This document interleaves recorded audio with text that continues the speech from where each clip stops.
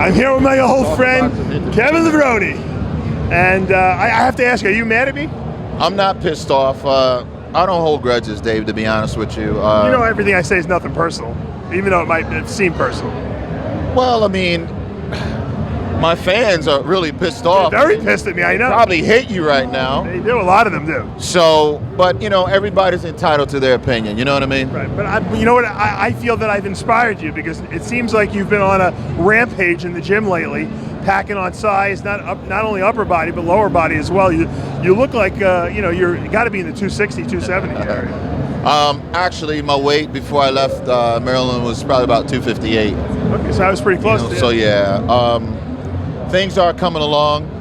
You know, you and I, we go way back. There were some things that, honestly, because I know you, yeah, I wish you had came to me first. Yeah, I probably should have. I admit that. Instead of just like blasting it out, well, you know, I felt like because you can communicate with me. All you do is say, Kev, you know, you should have been straight with me about your legs or about your injury. Right. But you know, just to keep things straight, I mean, it's like, you know, obviously I was going through a lot, you know, and I didn't want to disclose or come up with any excuses. You know what I mean? And believe me, I mean, when I woke up, and when I was training 2 or 3 months out, you know, of course I knew that I wasn't going to be nowhere near who I used to be on stage. Right. But in my mind, I knew that there was a reason why, and there was like a serious, legitimate reason. And I also knew that, you know, moving forward, that I knew that I would get past the 10 to 9. You knew you were going to get past. So for me, going into the Olympia, I was thinking, okay, not going to be my best. There's nothing to pull out of the show about. Everybody's going to say what they got to say. But part of being a champion is continuing to go on no matter what adversities you go through. And I'm glad I did do it. Believe me, when I woke up in the morning going on prejudging and backstage, looking at the guys, I was like, you know what? It's not even about me anymore. It's about me finishing. And I'm glad I did. You know, I got beat up from people like you. Sean was on my ass. You know, a lot of people was, but I inspired a lot of people through whatever it was that I was going through. Well, you made the Olympia the most exciting Olympia in a long time. Guys were able to say, you know what, dude? It wasn't about finishing first, second, or even last. It was the fact that I just finished. But I know you're a competitor, and I know you want to win. Definitely. And I'm assuming that's why you didn't stop. I didn't stop because I know deep down that when I'm healthy, I know what I can do, you know? So, I mean, here I am, I'm back squatting again, which is awesome. Yeah. And that's what I needed, Dave, you know what I mean?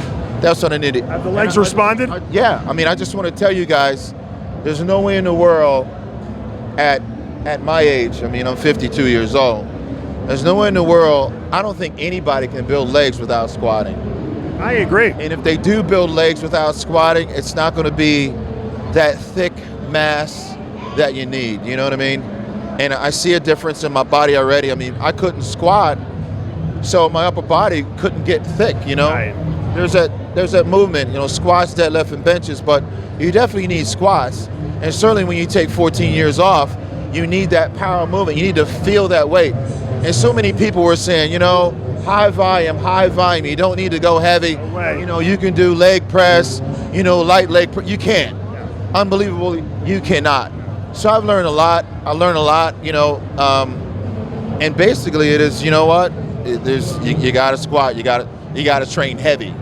You know. And you're able to do that, no problems. I'm able to do that, no problems. So what I want to say to you and everybody else out there is, if I don't show this time, then you guys can go ahead and say what you want. All right.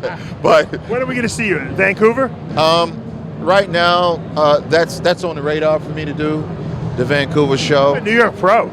I talked to Steve about it, but the New York Pro is too close. Oh, you need more time? I mean, yeah. I mean, it's closing in, and this time, you know, to be honest with you, I don't have room for mistakes. Tampa? Or excuses. When is that?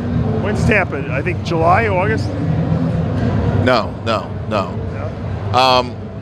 It'll be the show in Canada, or I don't know what's after that. If you win it, you go to the Olympia? You know, to be honest with you, Dave, I think if I go out and win a pro show at my age, that'll be like a miracle. It'll be something that has never happened. No. And I think it will be like, for me, almost winning the Mr. Olympia. I think so. And I'll just put the brakes on and probably really stop there. Really? I don't think it'll be a purpose or a cause for me to go to the Mr. Olympia. You know what I mean? Because I've already placed second, I've already placed sixth, I've already placed dead last. So what's really the point of going to the Olympia besides being on stage with Dexter and Phil and everything? I mean, and we know what those guys look like, you know.